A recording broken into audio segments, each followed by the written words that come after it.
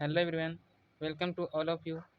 आज हम लोग इस वीडियो में एसएससी जीडी 2023 से में जो एग्ज़ाम हुआ है 10 जनवरी 2023 का जीके जीएस का सेकंड शिफ्ट का क्वेश्चन करने वाले हैं। तो चलिए वीडियो को स्टार्ट करते हैं। पहला प्रश्न है, स्किल इंडिया मिशन की अभिशासन परिषद की अध्यक्षता डॉट डॉट करते हैं। तो स्किल इंडिया मिशन की अधिशासन जो परिषद होता है उसका अध्यक्षता प्रधानमंत्री के द्वारा किया जाता है। आपका सही उत्तर हो जाएगा। नेक्स्ट प्रश्न है, सदनम पीवी बालकृष्ण को किस नृत्य शैली के संगीत नाटक अकादमी पुरस्कार दिया गया है? तो पीवी बालकृष्ण को कथकली नृत्य शैली के लिए संगीत नाटक अकादमी पुरस्कार दिया गया है।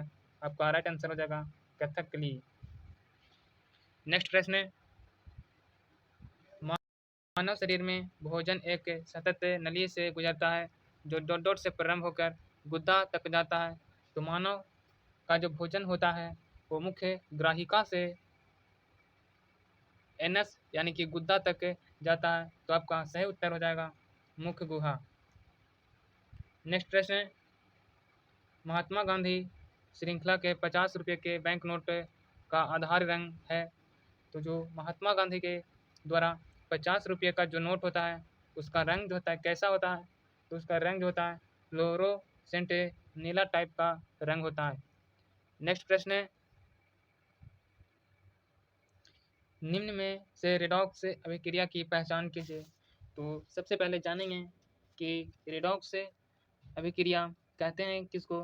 तो रेडॉक्स अभिक्रिया यानी कि अपचयन के दौरान स्पीशीज की ऑक्सीकरण अवस्था में घटती है जो इसके धनावेश में कमी या इसके अधिवेशन में ऋणात्मक में वृद्धि होता है।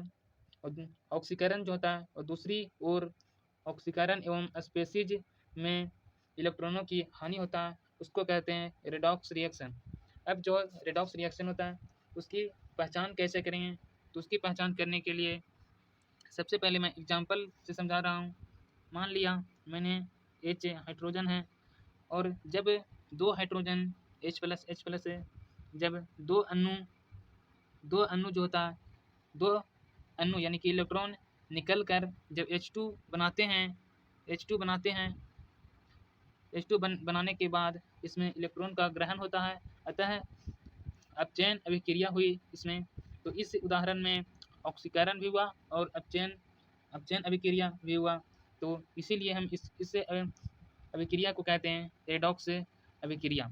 तो इसमें रेडॉक्स अभिक्रिया का सही एग्जाम्पल है MnO2 + 4HCl जो होता है MnCl2 + 2H2O + Cl2। इसका सही उत्तर हो जाएगा। नेक्स्ट प्रश्न है, तमिलनाडु तट पर अधिकतर वर्षा डॉट डॉट और डॉट डॉट के दौरान होती है। तो तमिलनाडु राज्य में तटीय क्षेत्र में अधिकतर वर्षा जो होता है अक्टूबर और नवंबर महीने में के दौरान होता है। इसका सही उत्तर होगा। नेक्स्ट प्रश्न है, जनगणना 2011 के अनुसार भारत में सर्वाधिक महिला साक्षरता दर वाले राज्य का नाम बताइए। तो 2011 जनगणना के अनुसार भारत में जो होता है, भारत में सर्वाधिक साक्षरता दर केरल राज्य का होता है और इसका सही उत्तर हो जाएगा केरल। और सबसे पहले बता दें कि अधिकतम जनसंख्या वाले वर्ग क्षेत्रफल की दृष्टि से वर्ग में किलोमीटर में सबसे नंबर 1 पर आता है बिहार, जिसका 1106 वर्ग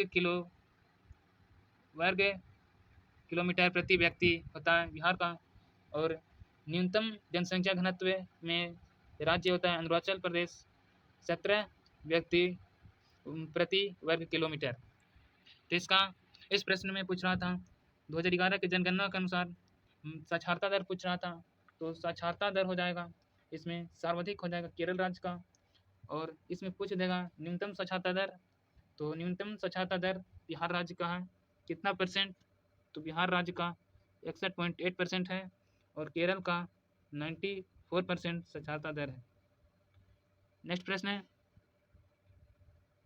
which of the following case is not a chemical case. कह रहा है निम्नलिखित में से कौन सा मामला आपराधिक कानून मामला है। तो इसमें ऑप्शन ए में है तलाक का मामला, इसका हिंदी होता है तलाक का मामला। डिवोर्स केस यानी तलाक का मामला। मर्डर, इसका हिंदी होता है हत्या। नेक्स्ट है थिफ्ट, इसका चोरी हिंदी होता है। चौथा में है हरासमेंट ऑफ ड्रॉरी, तो इसका मतलब होता है यानी कि दहेज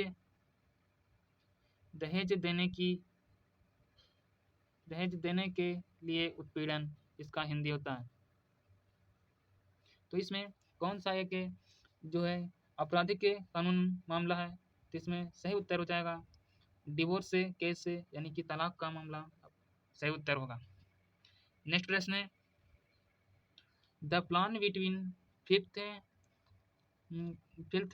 5-year plan and 6th 5-year plan in is known as. कहने का मतलब इसका हिंदी हुआ कि 5वीं और 6ठी जो होती है 5 वर्षीय योजना, उसको डॉट के रूप में जाना जाता है। तो 5वीं और 6ठी पंचवर्षीय योजना को रोलिंग यानी कि ऑप्शन पहला में है इक्वलिटी यानी कि समानता। ऑप्शन बी में है इंटीग्रेट का मतलब होता है एकीकृत। ऑप्शन सी में है रोलिंग का मतलब होता है लुढ़कना। ऑप्शन 4 में है फॉरवर्ड का मतलब होता है आगे बढ़ना।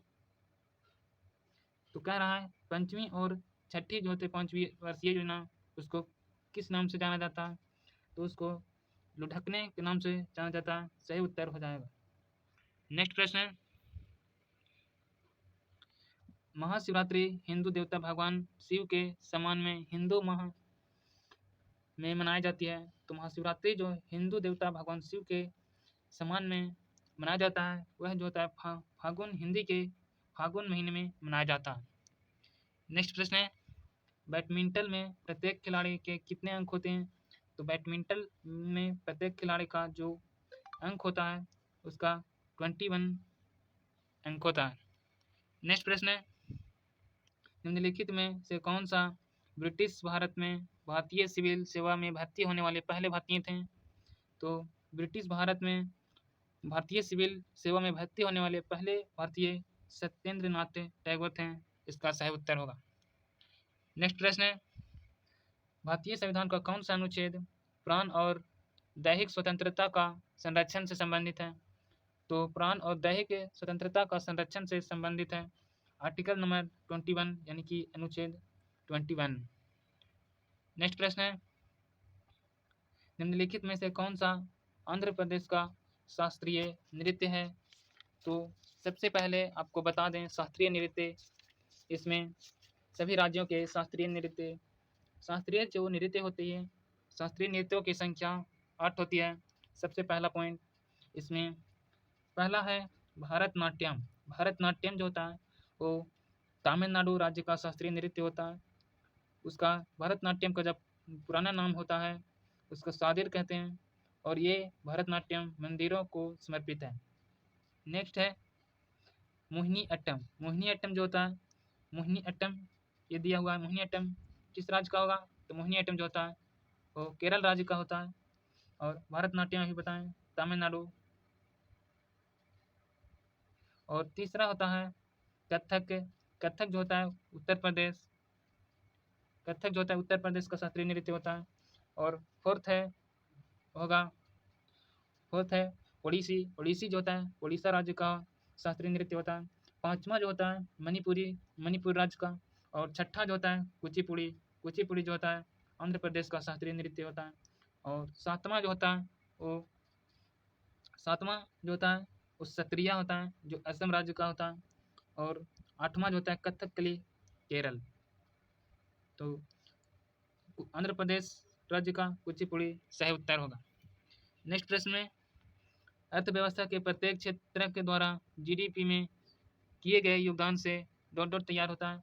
तो अर्थव्यवस्था के प्रत्येक क्षेत्र में जीडीपी के द्वारा योगदान से अर्थव्यवस्था का ढांचा तैयार होता है, इसका सही उत्तर होगा। ओलंपिक्स में भारत के प्रथम ध्वजवाहक का नाम क्या है? तो ओलंपिक्स में भारत के प्रथम ध्वजवाहक का नाम पूर्णा बनर्जी है। नेक्स्ट प्रश्न है, निम्नलिखित में किसे सितंबर 2022 में त्रिपुरा भारत से राज्यसभा के सदस्य के रूप में निर्वाचित किया गया था? तो सितंबर 2022 में त्रिपुरा भारत से राज्यसभा के सदस्य के रूप में बिप्लब कुमार देव को निर्वाचित किया गया था।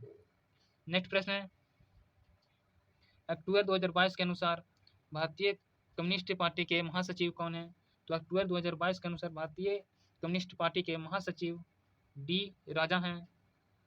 नेक्स्ट प्रश्न है, सनैन तत्सांग के अनुसार नालंदा बौद्ध मठ के डॉट नए प्रवेशकों के कठिन प्रश्न पूछते हैं जिनका उत्तर देना बहुत कठिन होता है। तो नालंदा बौद्ध मठ के द्वारपाल जो होते हैं वो नए प्रेक्षकों से कठिन प्रश्न पूछते हैं, डिफिकल्ट प्रश्न पूछते हैं जिसका उत्तर देना कठिन होता है। नेक्स्ट प्रश्न है, घुमंतू पशुचारण के चारवाहे अपने जानवरों के साथ एक स्थान से दूसरे स्थान पर डॉट के लिए निर्धारण मार्गों से भ्रमण करते हैं। तो घुमंतू पशुचारण में चारवाहे जो होते हैं अपने जानवरों के एक स्थान से दूसरे स्थान पर चारे और पानी के लिए निर्धारित मार्गों से भ्रमण करते हैं। इसका सही उत्तर होगा चारे और पानी। तो इस वीडियो में यहीं तक, मिलते हैं अगले वीडियो में। वीडियो पसंद आया होगा तो लाइक कर दीजिएगा और हमारे इस टेलीग्राम चैनल से जुड़ जाइएगा। लिंक के डिस्क्रिप्शन में दे दिया हूँ, वहाँ से आप PDF को डाउनलोड कर सकते हैं। जय हिंद।